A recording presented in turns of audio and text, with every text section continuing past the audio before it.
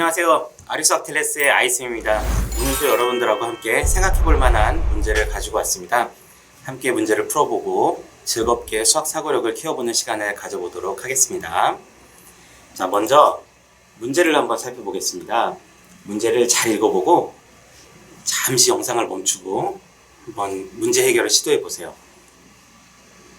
네, 여러분이 문제를 풀어보았다고 생각하고 이제 함께 생각을 해보는 시간을 갖도록 하겠습니다. 자, 여러분들 선생님이 항상 얘기를 하지만 문제를 해결하기 위해서는 문제를 잘 이해하는 것이 중요합니다. 문제에서 구하라고 하는 것이 무엇인지, 문제에서 알려준 조건이 무엇인지를 먼저 파악해 보세요.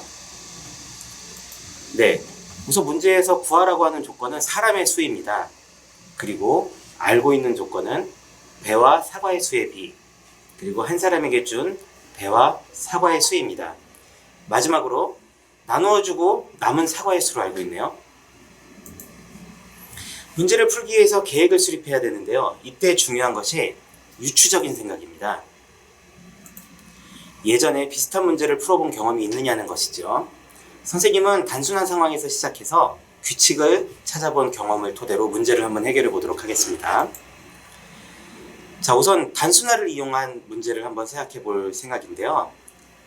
예전에 이런 문제들 너무 수가 많았을 경우에는 수를 좀 적은 것들을 찾아본 그런 경험들을 생각해 본다는 그런 뜻입니다. 자, 우선은 단순한 상황으로 만들려면 사람 수가 한 명일 때부터 생각을 해봐야겠죠. 한 사람이라면 배는 3개, 사과는 2개를 나눠줬을 거예요. 그런데 배와 사과의 수의 비가 3대 4니까 사과가 원래 4개가 있었겠죠. 그럼 남은 사과는 2개입니다. 2사람이라면 6개, 그 다음에 사과는 4개를 나누어 주었을 텐데 사과의 수가 8개니까 남은 것은 4개일 거예요.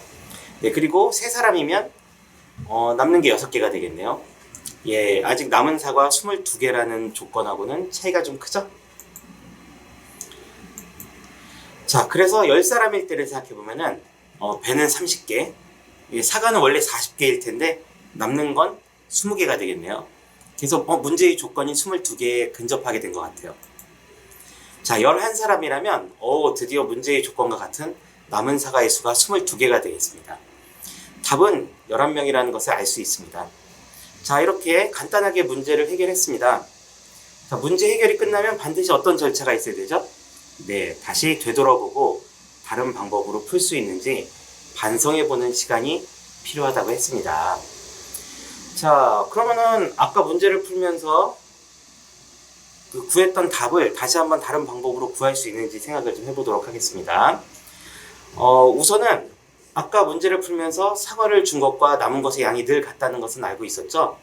예, 그럼 문제의 조건인 남은 사과의 수가 22개라는 것을 생각해 볼 때 그러면 준 사과도 22개겠죠?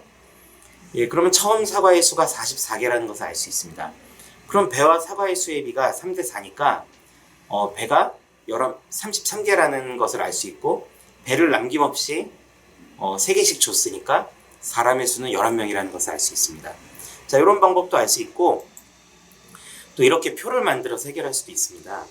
예, 표를 만들 때는 굳이 사람 수를 1명부터 해서 길게 표를 만들 필요는 없어요. 대략적으로 솔직히 얘기해서 사람이 1명은 아닐 건 알잖아요. 그러면은 대략 한 10명, 9명 이렇게 대략적인 답이 있을 구간을 생각을 해서 예상되는 범위 내에서 표를 만들어 보는 것도 좋은 효율적인 방법이 될 수 있을 것 같아요. 네, 그리고 비례식을 배운 학생들은 이렇게 비례식을 만들어서 외항의 곱과 내항의 곱이 같다는 것을 이용해서 문제를 해결할 수도 있습니다.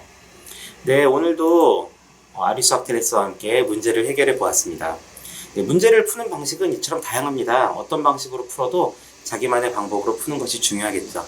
그리고 무엇보다 중요한 것 한 가지를 말씀드리자면 문제를 제대로 이해하고 구하려는 것이 무엇인지 생각하고 알고 있는 조건이 무엇인지를 명확하게 파악해서 제대로 계획을 수립하는 것이 무엇보다 중요할 것입니다. 네, 오늘 풀어본 이런 문제들을 다시 다른 문제로 좀 바꿔보시고 또 비슷한 문제가 나왔을 때 깔끔하게 해결할 수 있는 그런 멋진 모습 기대하겠습니다. 자, 그럼 다음 시간에 만나요. 안녕.